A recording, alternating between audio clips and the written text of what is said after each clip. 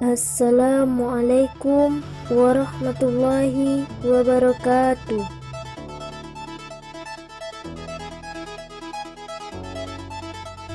UTS IPS SD Program Studi S1 Pendidikan Guru Sekolah Dasar.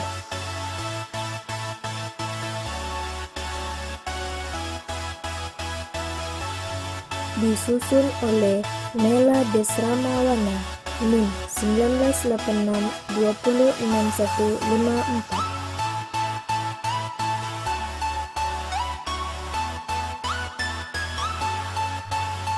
Dosen pengampu Rizky Ananda, MPD.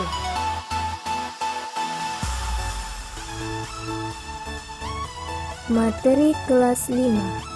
Faktor-faktor penyebab penjajahan di Indonesia.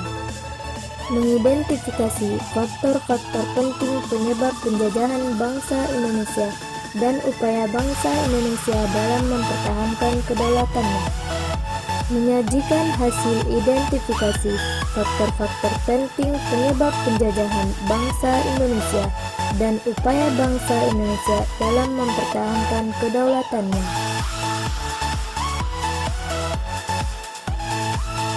Perlawanan melawan Belanda. 1.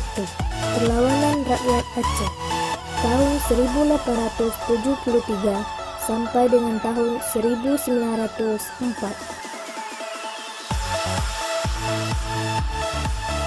Ketegangan antara Aceh dan Belanda telah terpada tahun 1858. Ketika itu, Belanda mengadakan perjanjian dengan Sultan Siak.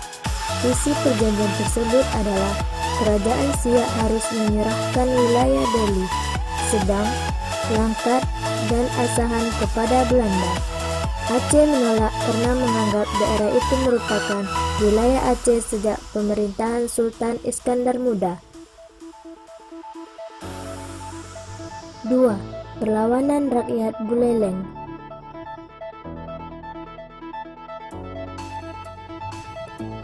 Di Bali pada abad ke-19, terdapat beberapa kerajaan yang berdiri. Kerajaan tersebut yaitu Kerajaan Buleleng, Karangasem, Bandung, dan Gianyar. Pada kerajaan-kerajaan tersebut berlaku sebuah hukum yang disebut Hukum Tawan Karang.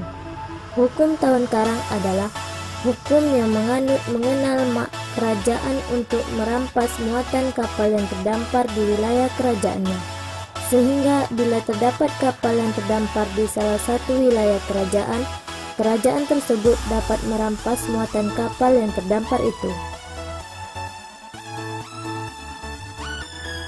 3.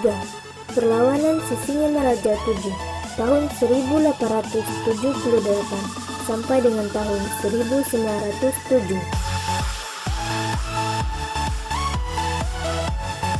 Pada tahun 1867, Sisingamaraja VI yang merupakan Raja Kerajaan Batara di daerah Tapanuli, Sumatera Utara meninggal dunia. Beliau digantikan oleh Katuan Besar Empu Pulau Batu yang merupakan putranya.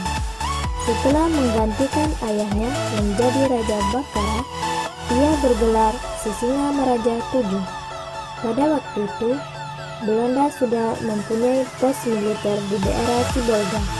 Belanda berusaha memperluas daerah kekuasaannya. Pada masa pemerintahan Sisingamaraja VII, datanglah orang-orang Belanda yang bertujuan menguasai wilayah Tapanuli. Sisingamaraja VII bersama rakyatnya mengangkat senjata dan mengadakan perlawanan terhadap Belanda. Perjuangan melawan Jepang.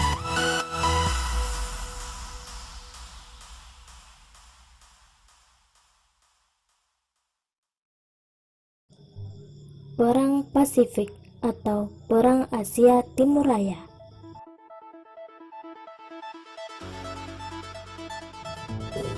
Pada tanggal 8 Desember 1941, armada Angkatan Laut Jepang menyerang pangkalan Angkatan Laut Amerika Serikat di Pearl Harbor, Kepulauan Hawaii. Serbuan Jepang tanggal 26 Desember 1941 berhasil melumpuhkan pertahanan Hindia Belanda di Indonesia. Pasukan Jepang berhasil menghancurkan pangkalan dan pertahanan udara Hindia Belanda di Tondano, Sulawesi Utara. Pada tanggal 1 Maret 1942, tentara Jepang berhasil mendarat secara serempak di 3 tempat di Pulau Jawa, yaitu di sekitar Merak dan Teluk Banten, di sekitar Eretan Wetan, Cirebon, dan di Desa Kerangan sebelah timur Pasuruan, Jawa Timur.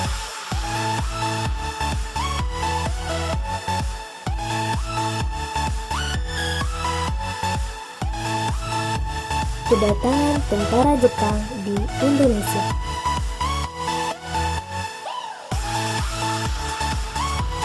Kedatangan tentara Jepang yang berhasil mengalahkan Belanda semula disambut dengan tangan terbuka oleh bangsa Indonesia. Di mana-mana tentara Jepang disambut sebagai tentara yang membebaskan bangsa Indonesia dari penjajahan Belanda. Orang-orang Jepang mempergunakan kesempatan ini sebagai alat propaganda agar rakyat Indonesia mau membantu Jepang.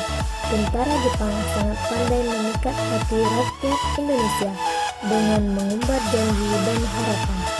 Rakyat Indonesia dihasut agar memusuhi bangsa Belanda.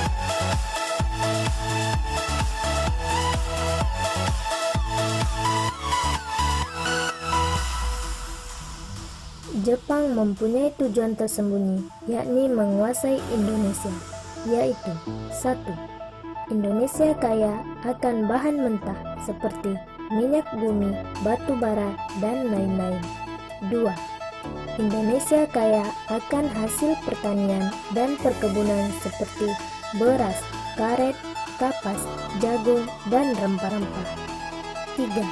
Indonesia memiliki tenaga manusia dalam jumlah banyak sebagai tenaga kerja.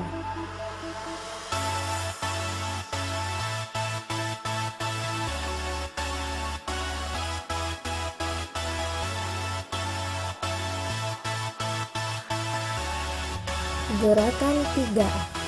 Semboyan gerakan 3A adalah 1. Jepang pemimpin Asia.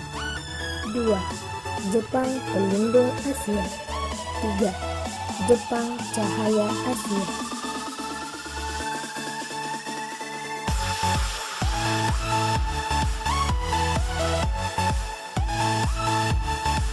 Ada 3 cara Jepang dalam menarik simpati rakyat sebagai berikut. Pertama, bendera merah putih diizinkan berkibar di Indonesia. Kedua, rakyat Indonesia diizinkan menyanyikan lagu Indonesia Raya ciptaan Wage Rudolf Supratman. Ketiga, bangsa Indonesia boleh dipakai sebagai bahasa pergaulan sehari-hari, menggantikan bahasa Belanda.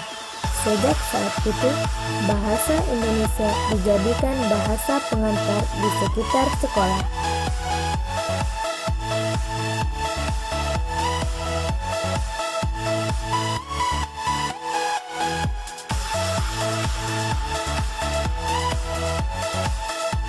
Penyerahan tenaga kerja Romusa oleh Jepang terhadap penduduk Indonesia.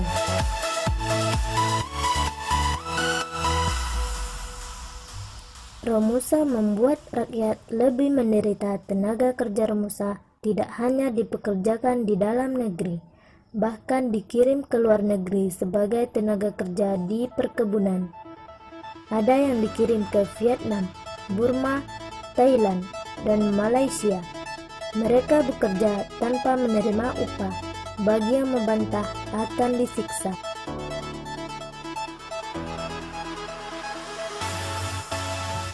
Gerakan 3A didirikan bulan Maret 1942 sebagai bagian dari propaganda Sendenbu, Jepang. Pelopor Gerakan 3A ialah Shimizu Hitoshi. Ketua Gerakan 3A dipercayakan kepada Mr. Syamsuddin yang dibantu oleh beberapa orang bekas tokoh Parindra atau Partai Indonesia Raya seperti Kiai Sultan Pamunjak dan Muhammad Saleh. Gerakan 3A bukanlah gerakan kebangsaan Indonesia.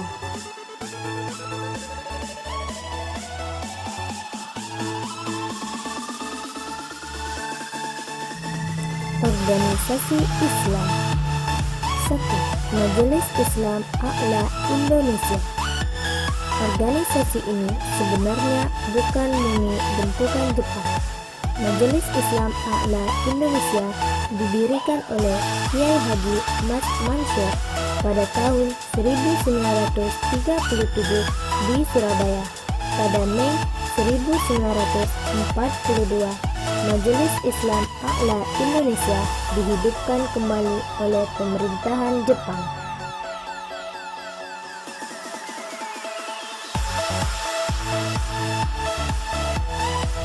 Majelis Syura Muslimin Indonesia (Mansyumi).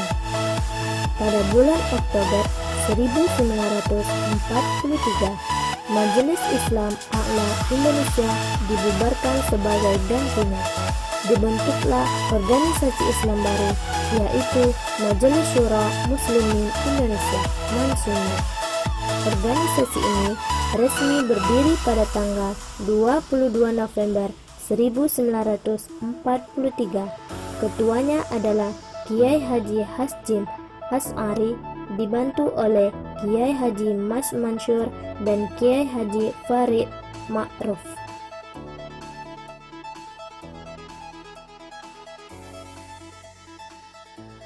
Sekian dari saya, terima kasih.